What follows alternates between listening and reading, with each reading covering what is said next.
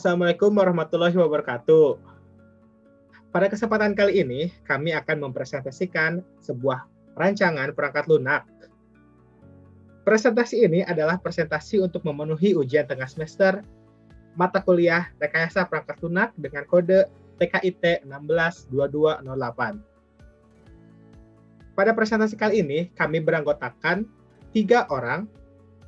Saya sendiri bernama Dias Muhammad Noval sebagai pembicara pertama. Dengan NIM 194467774 TK49879. Lalu dilanjutkan oleh pembicara kedua, yaitu saya Grinaldi Yafi Rasyad dengan NIM 194467780 TK49885. Dan dilanjutkan oleh pembicara terakhir, yaitu nama saya Bimo Fajrianto dengan NIM 194467771 TK49876. Oke, next slide. Oke, kita lanjut ke latar belakang. Aplikasi yang kami buat ini dilatar belakangi dengan keluhan-keluhan siswa yang terkena efek di rumah aja akibat COVID-19. Siswa-siswa tersebut berkeinginan untuk belajar, mencari ilmu baru, dan ingin sesekali mendapatkan ilmu di luar sekolah formal. Sesaat sebelum pandemi, seminar adalah salah satu solusi untuk mengatasi keluhan-keluhan tersebut. Dikarenakan pandemi ini dan kita disuruh untuk di rumah aja, seminar ini diganti menjadi seminar online atau sering kita sebut dengan webinar. Maka demikian, kami berinisiatif untuk membuat platform untuk mengumpulkan webinar-webinar yang ada di Indonesia untuk dikumpulkan dalam suatu website. Aplikasi yang kami buat ini diberi nama webipedia.com. Aplikasi pusat informasi webinar di Indonesia. Apa itu webipedia.com? Webipedia.com adalah aplikasi berbasis web yang diciptakan sebagai platform untuk mengumpulkan informasi-informasi mengenai webinar. Pengguna dapat mengetahui informasi-informasi mengenai webinar yang ada di Indonesia. Selain itu juga, pengguna juga dapat mengunggah webinar yang akan dilaksanakan. Dengan kata lain, aplikasi ini merupakan aplikasi semacam sosial media yang diperuntukkan khusus untuk webinar. Maka demikian, aplikasi ini memiliki kelebihan, yaitu pengguna akan lebih fleksibel untuk melihat dan mengunggah webinar. Next slide. Next slide. Aplikasi ini memiliki kebutuhan fungsional, yaitu ada 3 aktor dalam aplikasi ini, yaitu peserta, pengguna, dan admin. Peserta ini merupakan pelaku pencari webinar, yaitu kita targetkan adalah siswa dan mahasiswa. Lalu ada juga pengguna selaku penyelenggara webinar. Peserta dapat mendaftar webinar dan mencari informasi webinar, tentu saja. Lalu pengguna dapat mendaftar akun, melakukan login, dan mengunggah webinar. Lalu ada aktor admin. Admin ini berfungsi untuk mengelola akun-akun pengguna dan juga memverifikasi webinar yang diunggah. Next. Lalu juga ada kebutuhan non-fungsional. Aplikasi ini bersifat responsif terhadap layar handphone. Aplikasi ini juga dapat terbuka di website dengan cepat tanpa lagging. Aplikasi dapat mendukung 1.000 lebih pengguna tanpa down, dan juga aplikasi dapat dikembangkan untuk menjangkau pengguna yang lebih luas. Next. Selanjutnya akan dilanjutkan oleh pembicara kedua kita mengenai pemodelan sistem, yaitu Grinaldi Yafi. Persilahkan. Iya, selanjutnya yaitu pemodelan sistem. Nah, di dalam pemodelan sistem ini ada apa aja? Boleh next. Nah, pemodelan sistem pada aplikasi kami yaitu ada use case diagram, sequence diagram yang terdiri dari sequence diagram pengguna, peserta, dan admin. Kemudian ada yang ketiga yaitu DFD atau data flow diagram. Dan keempat yaitu state diagram. Oke, yang pertama yaitu kita bakal bahas di use case diagram. Nah, use case diagram itu apa? Use case diagram merupakan diagram yang menggambarkan hubungan antara aktor dengan sistem. Nah, pada aplikasi kami ini ada 3 aktor, yaitu peserta, pengguna, dan juga admin. Nah, di peserta dapat melakukan mendaftar webinar. Kemudian peserta juga mampu mencari info webinar. Kemudian aktor yang selanjutnya yaitu pengguna, di mana pengguna dapat membuat akun, login, dan mengunggah info webinar. Kemudian aktor admin dapat mengelola akun dan juga memverifikasi konten webinar. Oke, lanjut. Selanjutnya yaitu sequence diagram pada pengguna, di mana pengguna masuk ke website, kemudian ditampilkan halaman awal web pada website tersebut. Nah, pengguna apabila sudah mempunyai akun dapat melakukan login dan berhenti pada halaman login. Kemudian kembali ke halaman utama untuk mendapatkan konten tersebut. Dan apabila pengguna belum punya akun, maka pengguna dianjurkan untuk meregistrasi dulu akun di halaman registrasi, yaitu setelah melakukan registrasi, pengguna dapat melakukan kembali ke halaman login dan kembali ke halaman utama untuk mencari webinar.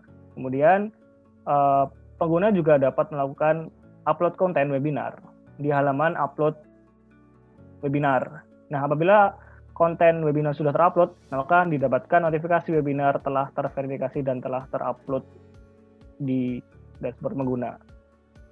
Lanjut. Selanjutnya yaitu sequence diagram peserta, di mana peserta dapat membuka website dan landing di halaman awal website. Dan apabila peserta tidak membutuhkan atau tidak menginginkan pencarian konten tertentu, maka konten tersebut sudah tertampilkan pada halaman awal web. Apabila ingin mencari konten secara spesifik, maka peserta dapat melakukan pencarian di halaman pencarian. Dan kemudian hasil dari pencarian tersebut akan tertampilkan pada halaman peserta. Nah, peserta setelah itu dapat memilih konten webinar di halaman konten webinar. Lanjut.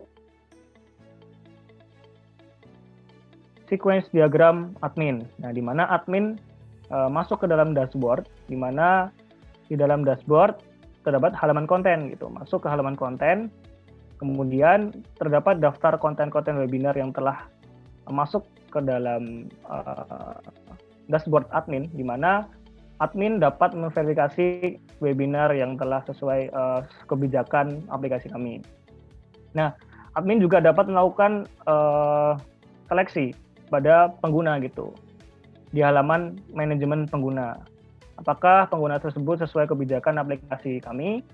Apabila sesuai kebijakan aplikasi kami, maka pengguna tersebut dapat melanjutkan aktivitasnya. Lanjut. Selanjutnya yaitu DFD.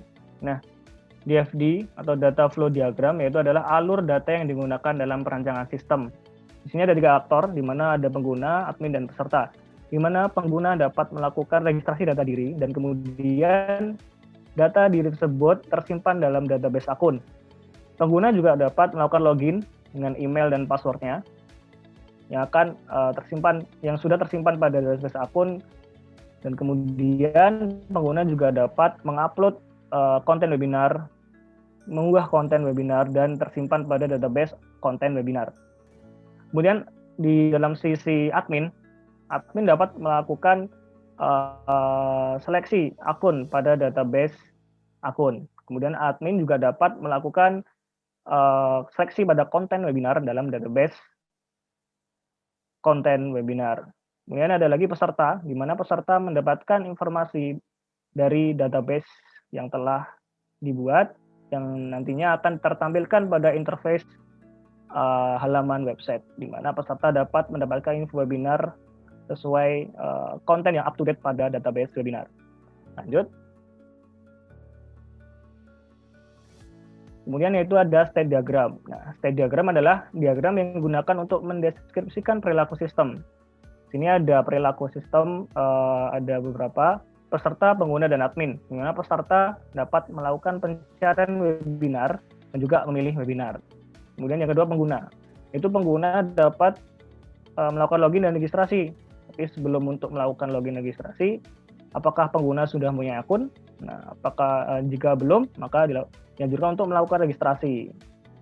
Jadi kalau sudah, bisa langsung login dan mengunggah webinar. Kemudian admin, di mana admin mempunyai dua akses, yaitu memverifikasi konten webinar dan